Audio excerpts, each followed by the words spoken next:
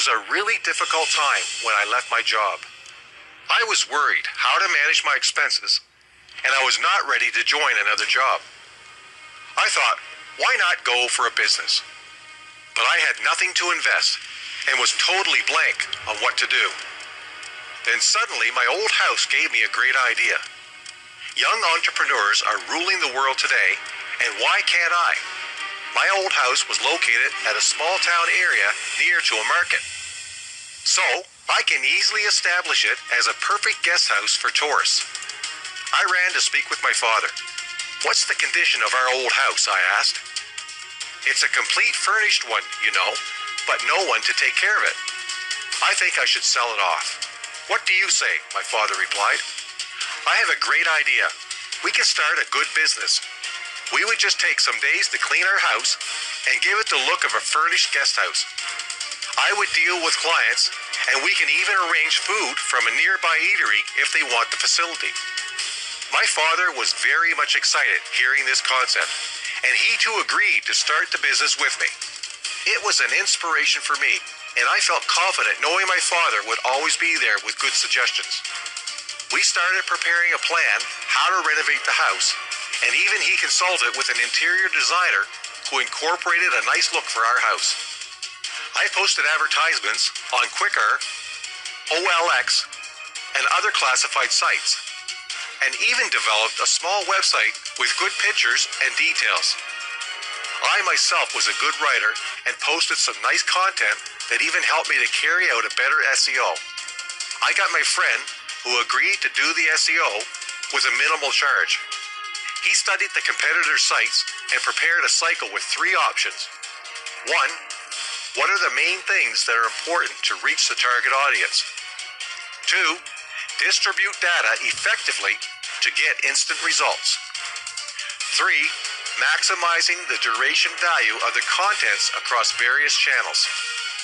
Apart from this, I gave priority to mobile SEO, as users today prefer to get everything inside that palm-sized device.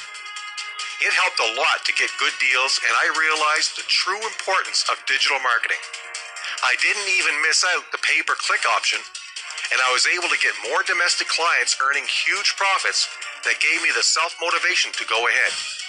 Gradually, I was on the way to becoming a young entrepreneur, and it was a good feeling. I can't even express it in mere words.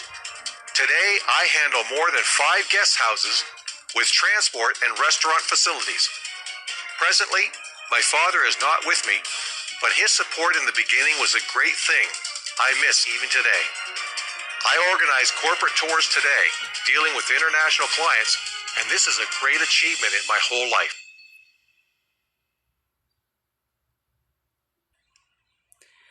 With the good day class, with the video that I presented, I hope you already had an idea of what is entrepreneurship. Though the video is too wide to connect to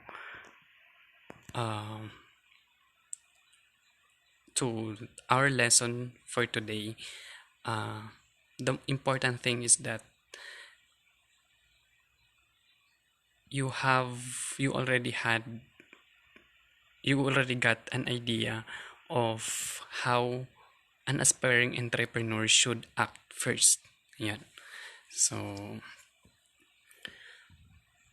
later on, no, if the what if such concept is, if I can relate such concept to the video, I will try my best to discuss it better with the video. Yeah.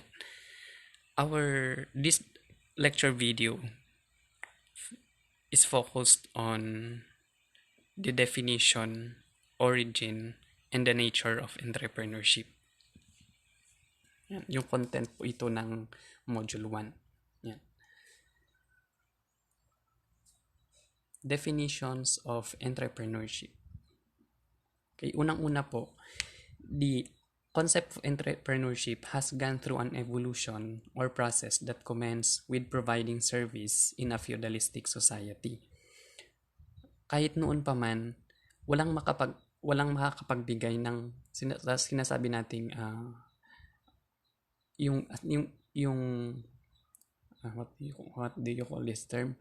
Basta walang makakapagsabi kung ano ba talaga ang ibig sabihin ng entrepreneurship until such time that many scholars have already given meaning to the term based on their experiences, based on their studies. Yan. Napakarami nang nag-define ng entrepreneurship, mga businessman, mga intrapreneur, mga nagwo-work din sa mga companies, mga scholars.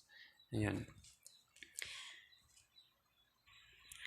It was said that the evolution of entrepreneurship started or commenced with providing service in a feudalistic society. So, feudalistic society, ano po bang ibig sabihin nito? When we talk of feudalism, it refers to how during the time of matagal na kasi mga feudalism can be traced back to 8th century or 800 CE. Yun. Doon sa Western Europe kasi, there are kingdoms na they let people to work for their yung tinatawag nating mga ano nila, anong tawag dito? Yung tirahan ng mga hari. They let their people to work for them. Pero binibigyan nila yung mga workers nila ng pabahay, binibigyan nila ng just sa tinatawag natin na just compensation. Yun. Feudalistic society. Sinasabi na doon yung evolution or process, yung evolution ng entrepreneurship. And even in the early beginnings, there was no indication that entrepreneurship was not purely a business activity with profit as the primary motive or purpose. Kasi ang entrepreneurship kasi kahit ngayon pa, hindi natin masasabi na entrepreneurship deals with doing business. Yung mag-iisip ka ng business idea, paplanuhin mo yung business idea, and then you implement the idea para magkaroon ka ng profit. No. In the service orientation, it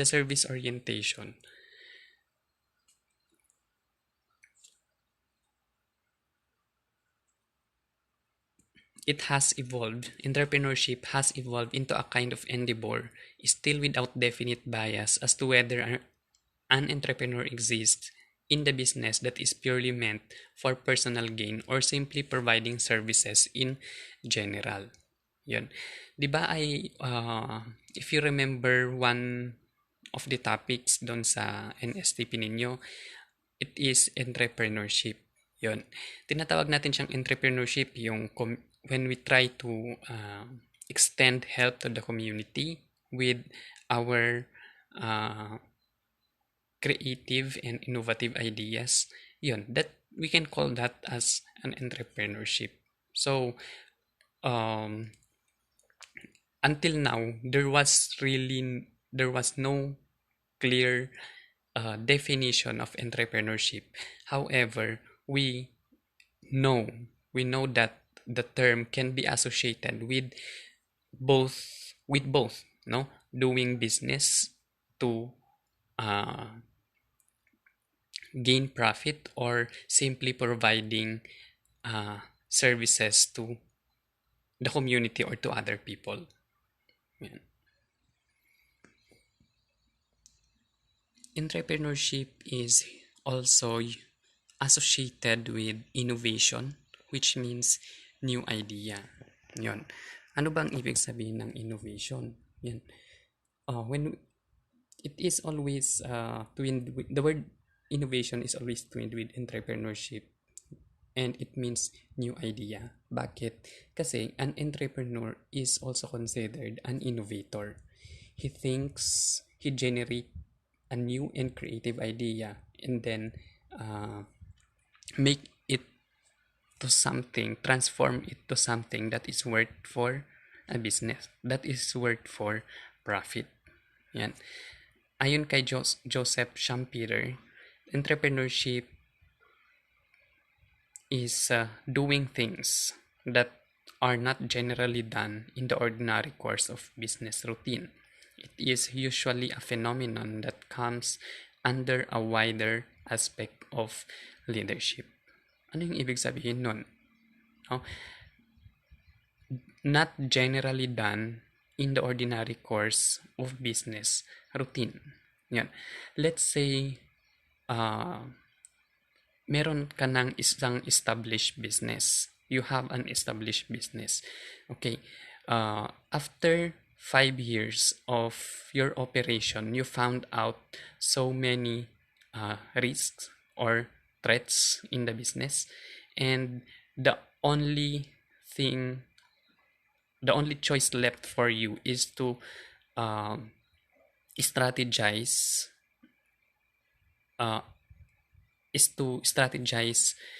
actions na magsosolve ng problema. So, that is also part of entrepreneurship. Pag sinabi kasi nating innovation in entrepreneurship, it does not only talk about how you think of a new idea, how you think of a new product, how you develop a product, but it also refers to how you create create and present new systems, procedures sa business operations. That is also entrepreneurship. Okay? Doing things, generally done not generally done in the ordinary course of business routine. Pag gusto mong maging ahead ka sa mga competitor mo, you have to think of new procedures. You have to think of innovative procedures, systems, and methods in order to attract more customers. Yon, ganun din. We can also relate that to entrepreneurship. Jeffrey Timmons described entrepreneurship as the ability to create and build a vision from practically nothing. This vision requires a willingness to take calculated risks, both personal and financial, and to do everything possible to reduce the chances of failure. Yun. Ayon naman kay Jeffrey Timmons, it is the ability to create and build a vision. Okay? Self-explanatory po yan. No? When you enter a business venture, of course, you need to build a vision. You have to set a goal, objective, kung ano ba yung gusto mong mangyari, ano ba yung gusto mong abutin. Okay? From practically natin. Bakit? Kasi, we also define entrepreneur as someone, yung sabi ko nga kanina, innovator. Okay? An entrepreneur looks for an opportunity and use this opportunity to generate ideas. Practically nothing. Walang-wala. Magsisimula sa wala. If you remember the video that I presented, anong sabi nung nagnanarrate? Okay? Wala siyang capital, monetary or non-monetary. So, he asked his father about the guest house. Yun lang. From practically natin, kung tutuusin, guest house ng family niya yun at hindi sa kanya. So, he started from practically nothing. Wala siyang pera. He only has the guest house, as an investment. Yun. This vision requires a willingness to take calculated risk. Of course, part ng pagiging pagpapasok sa ng isang business venture, you have to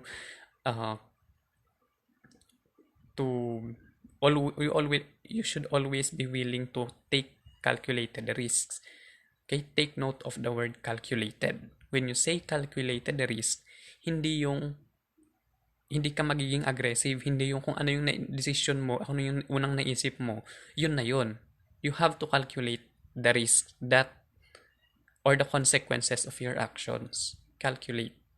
Kaya isipin mo muna, pag ito yung decision ko, masosolve ba nito yung yung problema? Ma-address ba nito yung gusto ko, yung problema sa business, ganito? That is taking calculated risk. Yan.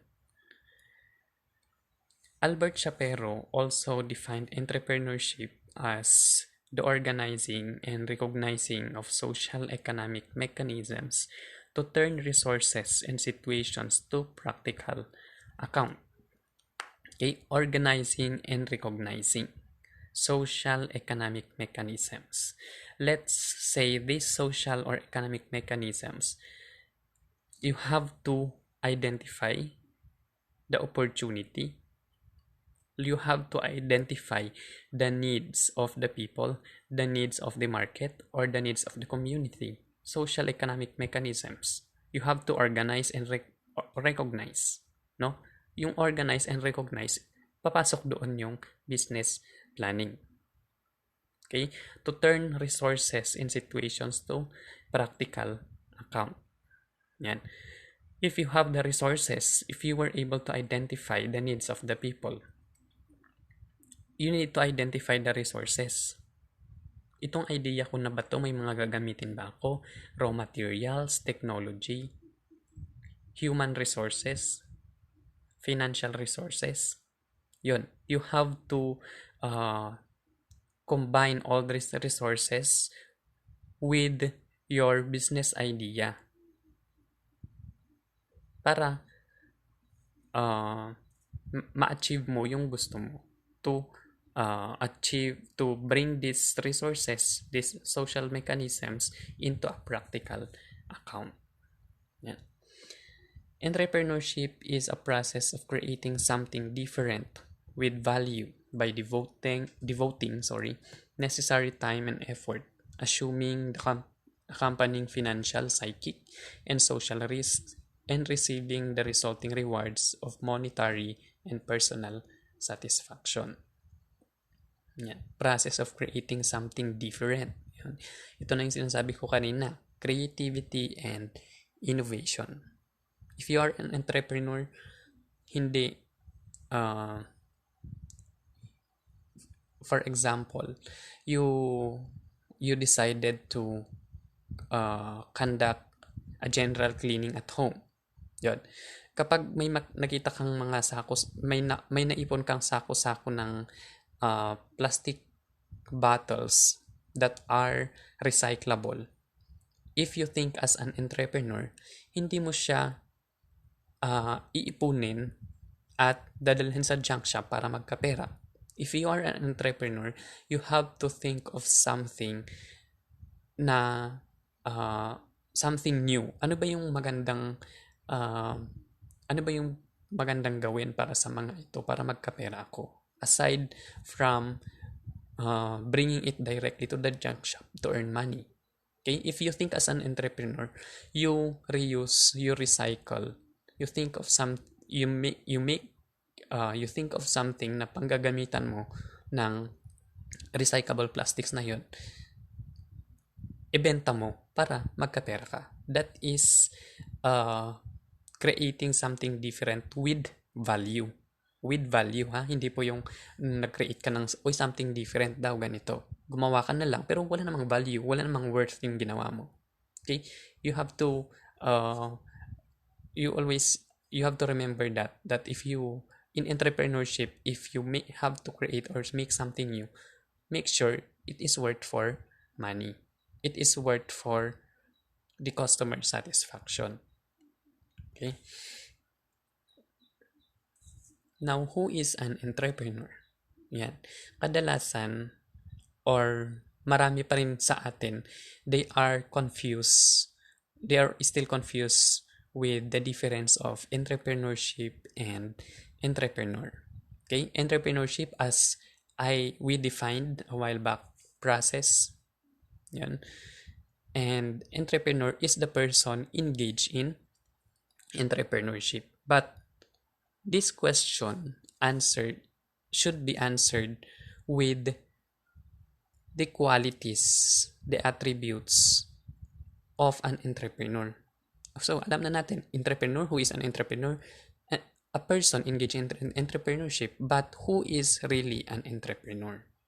Ano ba yung katangian ng isang entrepreneur? Ano ba yung ginagawa ng isang entrepreneur? Okay. Carl Vesper describes an entrepreneur in a broader perspective by postulating that entrepreneurship is now a concern of various professions. Yes, totoo yan.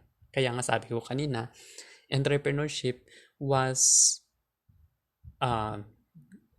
the term entrepreneurship was defined by a lot of scholars, a lot of people, depende sa mga experience nila, depende sa profession na pinanggalingan nila, depende sa mga napag-aralan nila. Yan. For example, according to an economist, an entrepreneur is one who brings resources, labors, materials, and other assets into combinations that make their value greater than before, and also one who introduces changes, innovation, and a new order. Because he thinks like an economist, resources, yun, mga raw materials, basta non-monetary or non-monetary, labor, human resource, and other materials, other assets to build something with value, to build a business activity or an economic activity. Yan. While according to a psychologist, entrepreneur could refer to such a person as typically driven by certain forces, need to obtain or attain something, to experiment, to accomplish, or perhaps to escape from authority of others. Sa side naman ng psychologist, hindi siya katulad ng sa economist na focused on earning something or making something with value. Rather, nagfo-focus siya kung ano ba dapat ang kailangan gawin ng entrepreneur para matawag siyang entrepreneur. Okay? Kapag mag-entrepreneur ka daw, if you set ideas, if you set objectives that you need to obtain or attain, and to experiment, yan, to accomplish or perhaps to escape from authority of others. Yun. Pag nagsiset ka ng goals, objectives, yan, according to a psychology, ganun yung pagkaka-define ng psychologist sa entrepreneur or entrepreneurship.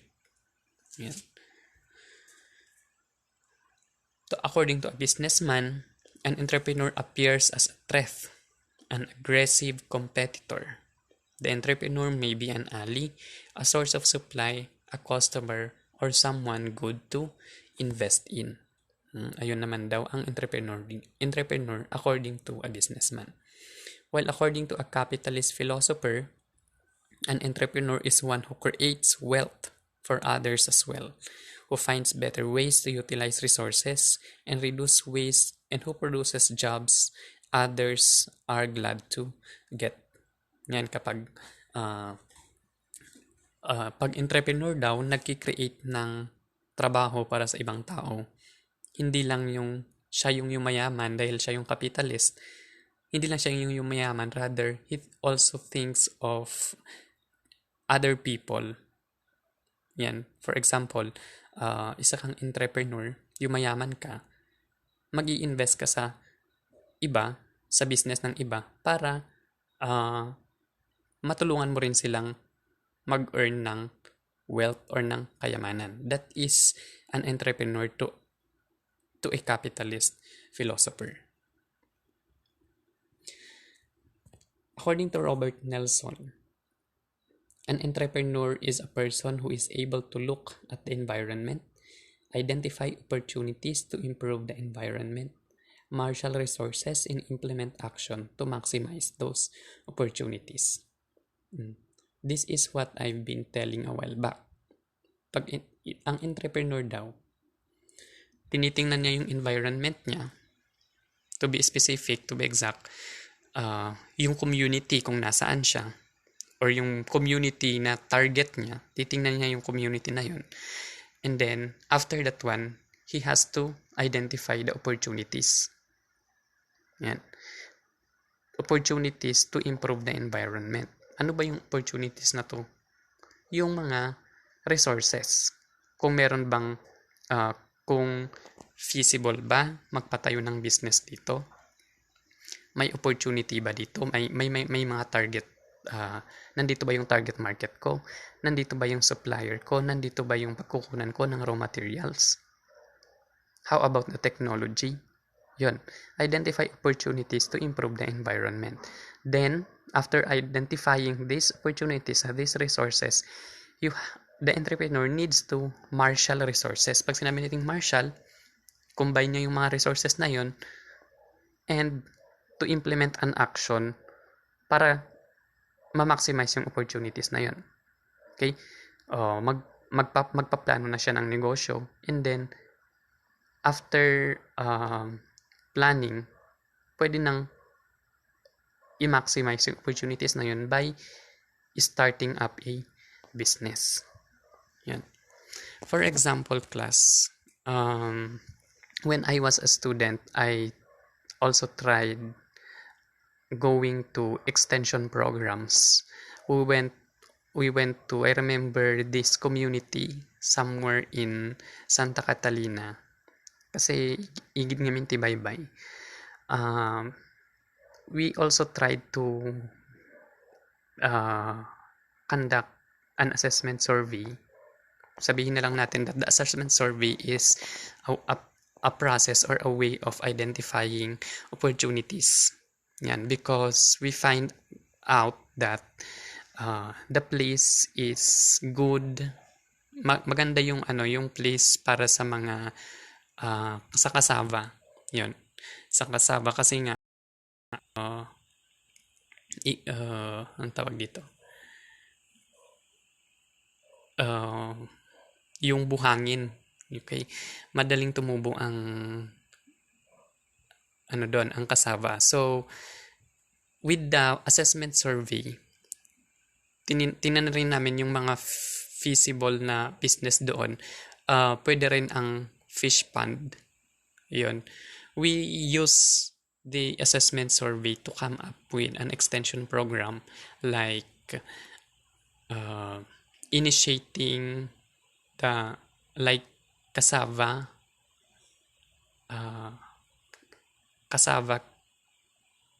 cake, yung paggawa ng cassava cake, and of course we also help them to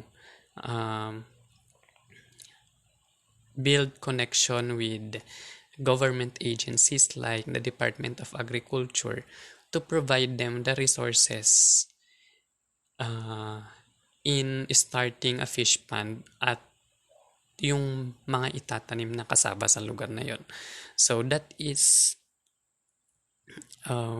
identifying opportunities and combining the resources that are available in the community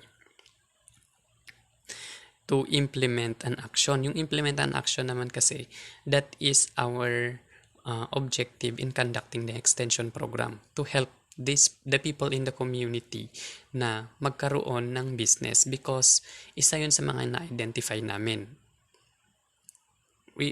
na opportunity, the need of the people, yung livelihood, yung kabuhayan nila, kailangan nila yun. So that is an example situation wherein opportunity identification and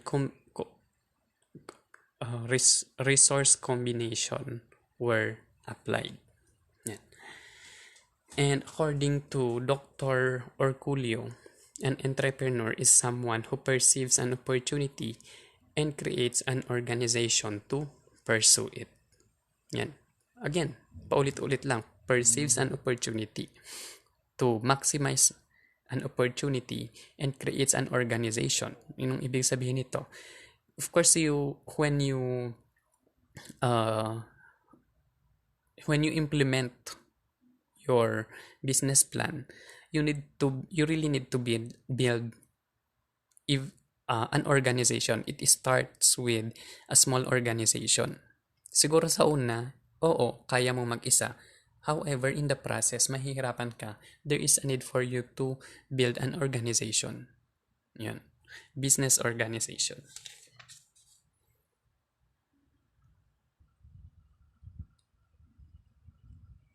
Yan.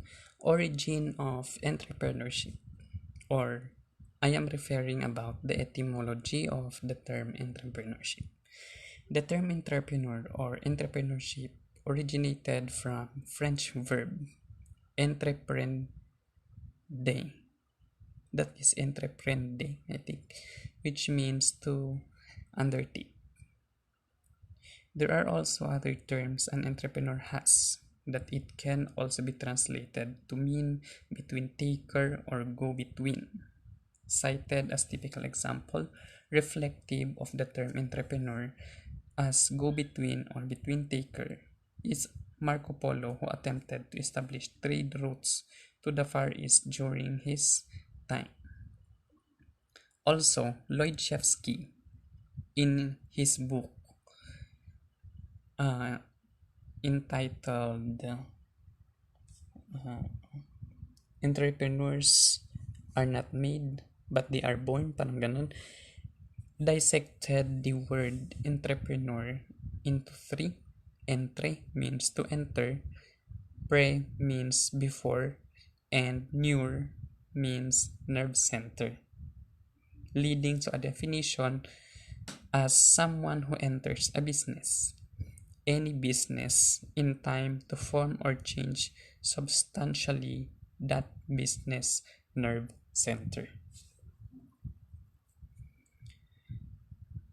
Let's proceed to the concept of entrepreneurship as a dynamic process and an approach. As an approach, the entrepreneur is focused on growth and expansion orientation. And as a dynamic process, an entrepreneur goes through a stage that is nurtured by his immediate environment and the kind of scenarios and experiences he has gone through. No? Kapag ang entrepreneur daw, kapag ang entrepreneur, focused lang siya sa growth and expansion orientation. Kasi in expanding a business, for example, kailangan ng innovative ideas. Kailangan ng tinatawag natin na entrepreneurial thinking in an organization. Yan. Entrepreneurship as a dynamic process naman. An entrepreneur goes through with a stage that is nurtured by his immediate environment. Yan, yung mga experiences, the kind of scenarios na kailangan pagdaanan ng isang entrepreneur. Dynamic process. Kasi pag entrepreneur nga, ang entrepreneur nga is risk taker, di ba? He does not focus into a single field, kumbaga.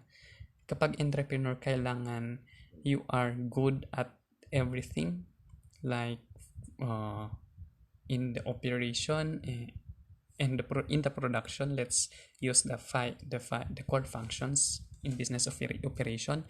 Dapat magaling siya sa lahat ng aspects: financial, operation and production, marketing, and organization. So, dynamic process. Sa ibang side naman, when we talk of the concepts of entrepreneurship as a process and approach, as an approach, the entrepreneur considers the business opportunity as a chance to solve the problem rather than solving the problem itself. This further gives an emphasis to the relationship between entrepreneurship and economics. So, The problem refers to the so-called economic problem, which is scarcity. Yan. So, yung approach na to, ay yung concept na to ng entrepreneurship, papasok dito yung concept ng scarcity, which is tinatawag natin na the economic problem. Parang ano ba yung role ng, this answers the question, ano yung role ng entrepreneurship sa economic development? Yun. As an approach, entrepreneurship focuses on resolving or addressing the economic problem by so anong ginagawa ng entrepreneur? He efficiently and effectively uses the available resources in the community and turn them out into something with value to address the needs of the people, to address our needs and wants. That is how economics, the field of economics, related to entrepreneurship. Okay? When you dun sa microeconomics, you will discuss more on scarcity or the economic problem. Yun, I don't need to elaborate yung part na yun. Okay? In this case, the job of entrepreneurs is becoming more significant. Yan yung sinasabi ko. They should be able to scan the environment, identify opportunities, generate ideas, create something different, and venture into economic activities that will give benefit that are beneficial to the socio-economic development of the country. Kasi kapag nag-venture si entrepreneur sa bagong negosyo, it is not only the people, it is not only our needs and wants that are addressed. It is also the country, the society, the government. Yun. For socio-economic development din yun. On the other hand, the concept of entrepreneurship as a process is supported by two factors, according to Albert Shapiro. First, initiative. An individual or group takes the initiative. This may refer to the entrepreneurial attributes an individual need to work for available resources. Yan. If you are an entrepreneur, you should have the initiative to address or to take action. Yun. Hindi yung pag initiative kasi when we translate it, kasi parang kusang loob, sabihin natin. So when you are a real or a true entrepreneur, ikaw yung unang nagtitake ng action sa planning, ganito ganyan. You decide first before asking others' opinion. Ikaw meron ka dapat initiative. Yan. That is one of the important entrepreneurial attributes or characteristics ng isang tao na kailangang magtrabaho para doon sa mga available resources to address the needs of the people. And the second factor is organization. Resources are brought together in organization to accomplish some objectives. Okay? Human resources or labor. Yun. Capital, monetary, financial resources. The raw materials, technology. Lahat po yun.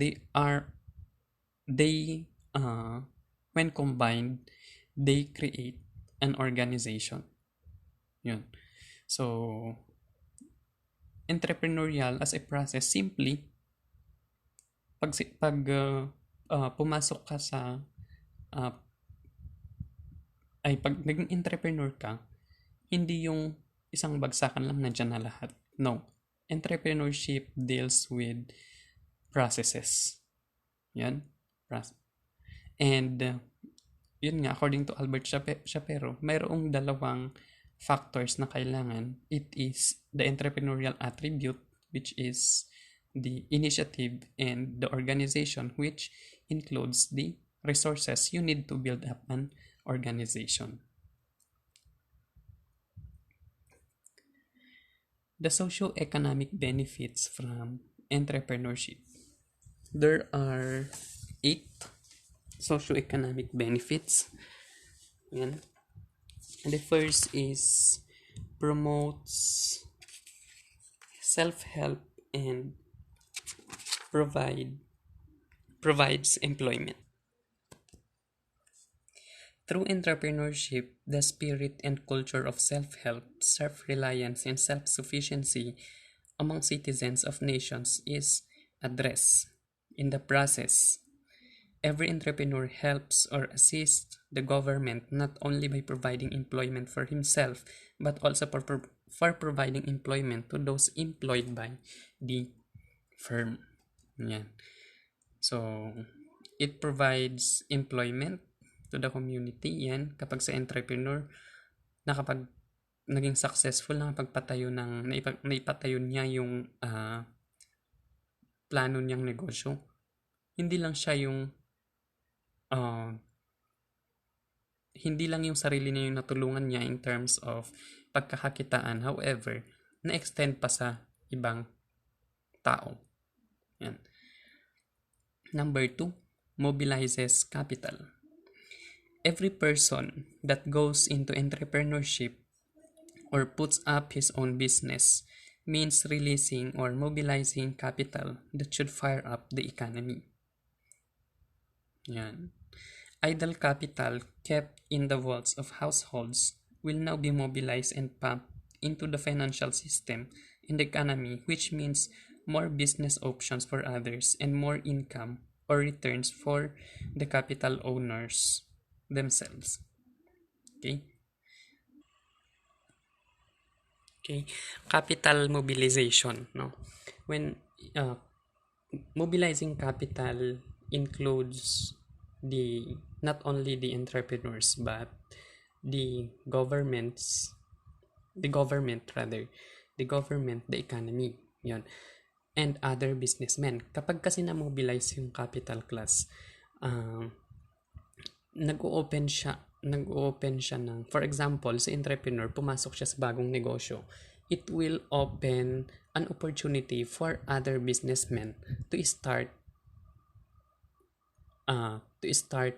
a new business, be it competitor siya, magpatayo siya ng bagong negosyo, magiging competitor, or mag-i-invest siya doon sa negosyo ni entrepreneur.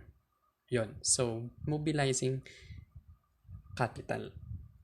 Yan. Of course, not only the other businessman will benefit from this, the government as well, the economy. Yan. Kasi maganda yung ikot ng pera, no? Sa tinatawag nating financial market, magiging maayos yung ikot ng pera, ng capital. Yan. Number 3, provides taxes to the economy. The entry of an entrepreneur into the world of business means tax sources for the government. Gaano ba ka-importante ang tax? Yan. Taxes are used for the project of the government. Yan. Every entrepreneur contributes to the economy a kind of income out of the real estate income tax, sales tax, fees, and all other forms of payment to the national as well as to local government units. Number 4, improves quality of life. The entrepreneur's penchant for innovation and development of new product as well as creation of new markets redounds to the betterment of products and services and hence the quality of life. Yan ha. Social responsibility. Yan. Kapag ikaw, you venture into a new business, lahat-lahat na yan, no? Creation of jobs, development of product, new products, creation of new markets will help improve the quality of life. Economic development, kasama rin yun. Number 5, empower individuals. The real indicator of economic well-being among citizens and the masses are in some ways gauged by amount of financial resources that every citizen accumulates. Because of high income earning potentials of the entrepreneurs as compared to those who are employed, the possibility of wealth accumulation is enhanced and is his economic standing in society, and so the powers that go with money and other financial resources that goes with entrepreneurial endeavors. Okay, meron kasi tayong tinatawag na wealth accumulation. The income of a certain country, the total income of a certain country is divided into the total population, if I'm not mistaken, and then nakukuha doon yung percentage kung gaano ba ka na-measure kasi doon yung economic growth. Yun.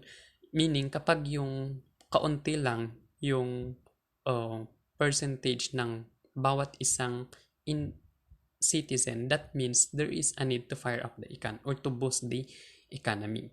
So, kapag nagkaroon ng mas maraming negosyo, when entrepreneurs venture into more businesses, mas malaki yung chance na malaki ang maiko-contribute doon sa total income ng buong bansa. Okay? Wealth accumulation. Kasi hindi pwedeng ang isang bansa naka-rely lang siya sa kung gaano karami nagtatrabaho. Pero mas maganda ring isipin na yung isang bansa, maraming businesses, establishments na makakapag-contribute sa tinatawag natin na wealth accumulation. Yun. Number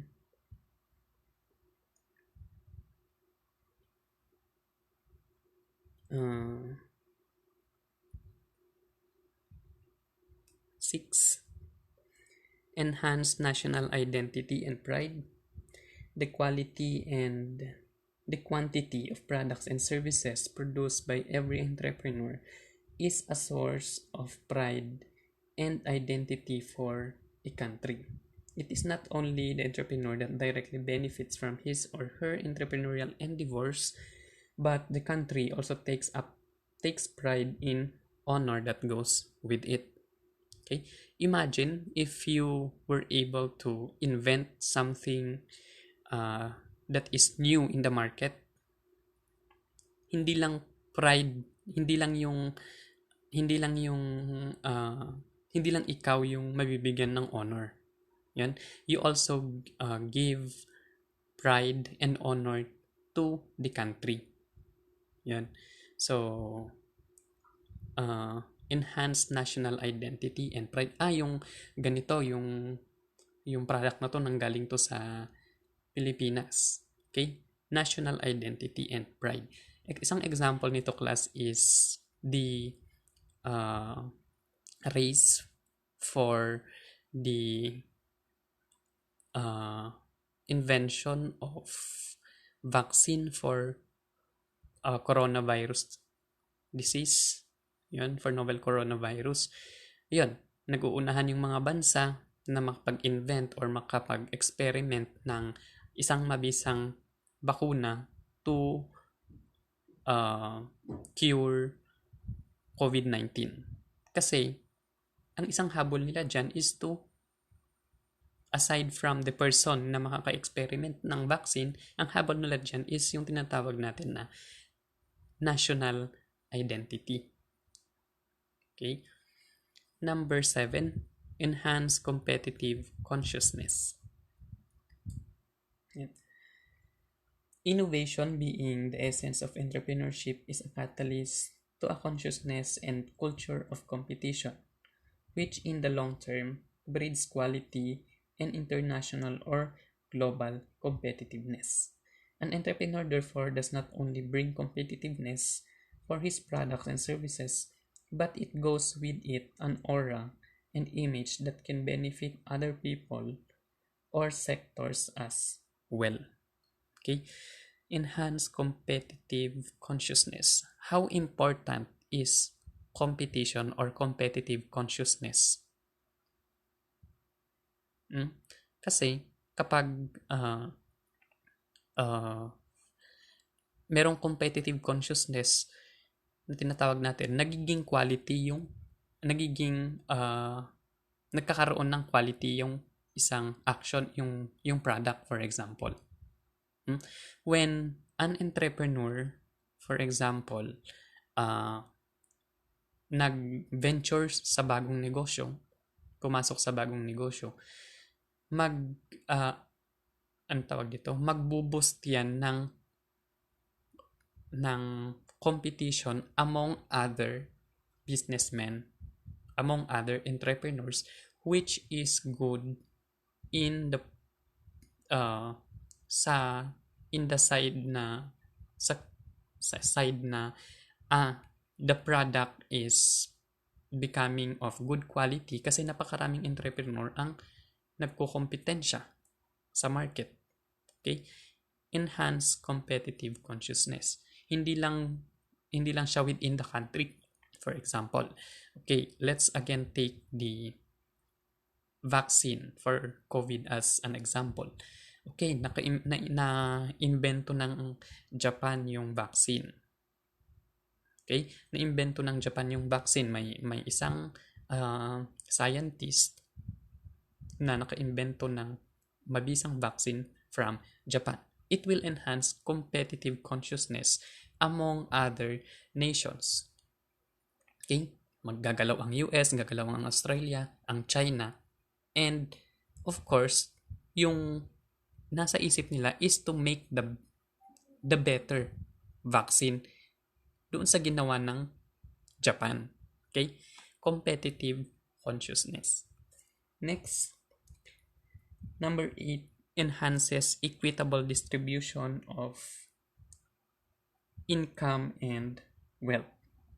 With entrepreneurs succeeding in their respective endeavors, chances are that equitable distribution of income and wealth can be likewise expected. This is somewhat related to empowering individuals. Ayan. Magkakaroon ng equitable distribution of income. Ito yung tinatawag ko kanina na ito yung sinasabi ko kanina sa inyo kasi they are somewhat the same lang doon sa empowering individuals. Doon kasi sa empowering individuals, ang pinagkaiba lang nun is that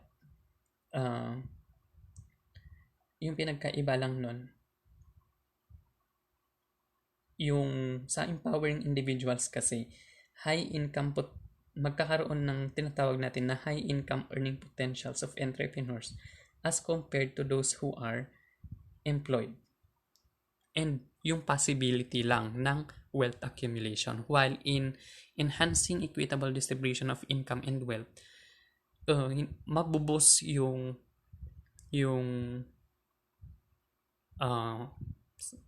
tawag natin dito, yung economy.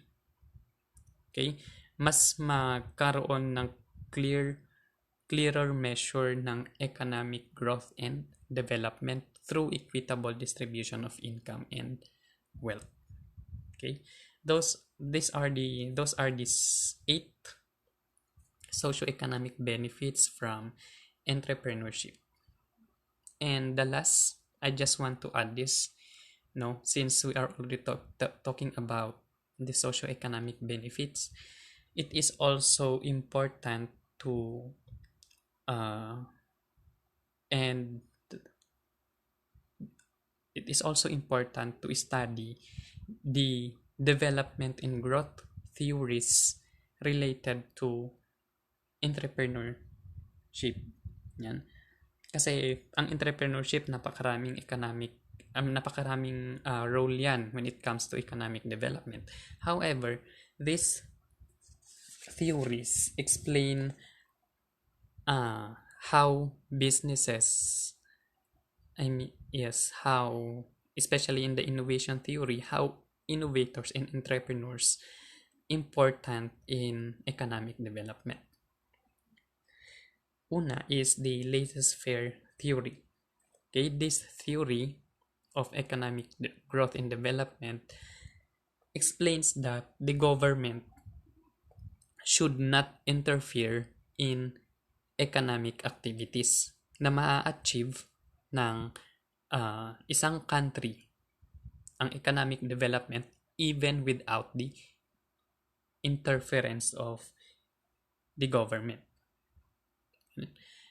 Number 2 is the Keynesian theory.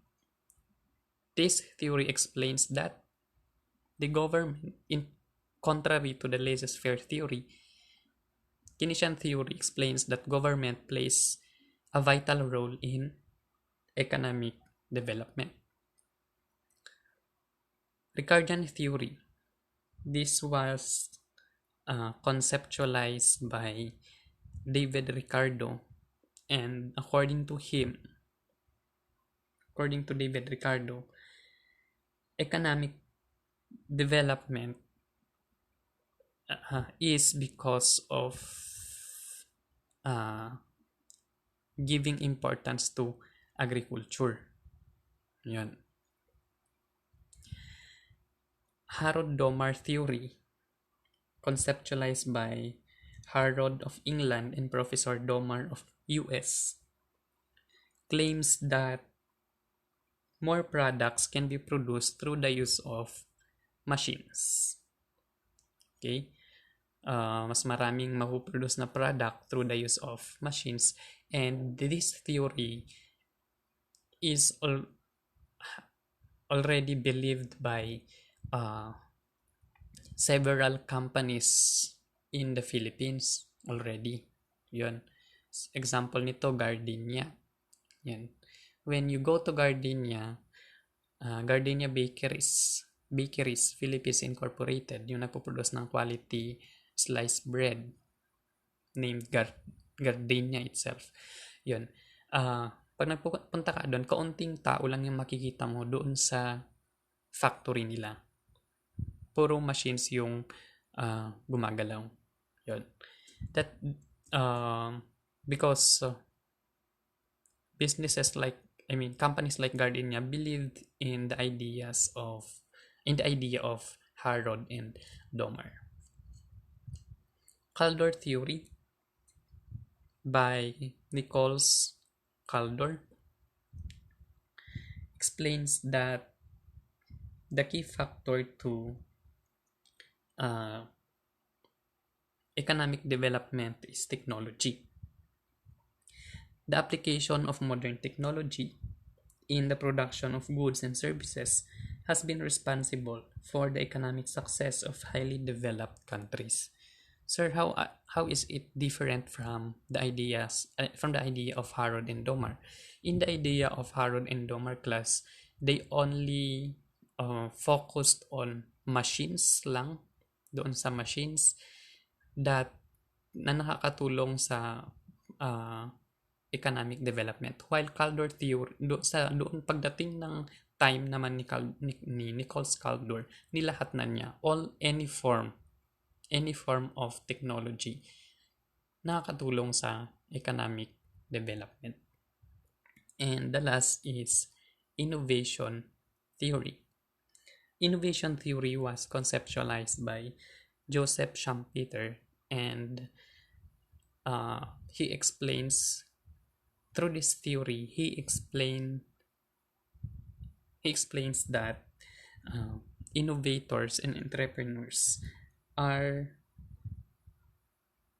play very vital roles in economic development.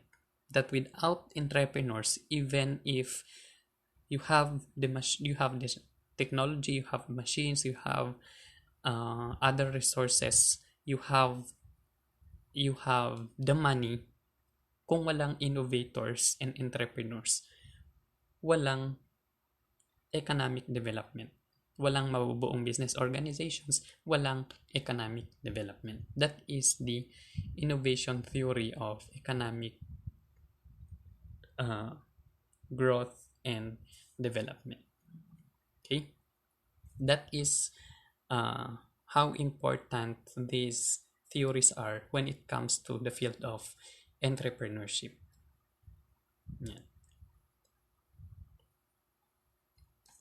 This is the end of presentation. I hope you understand something from this lecture video, and for your comments and questions, just drop them in the comment section. Thank you.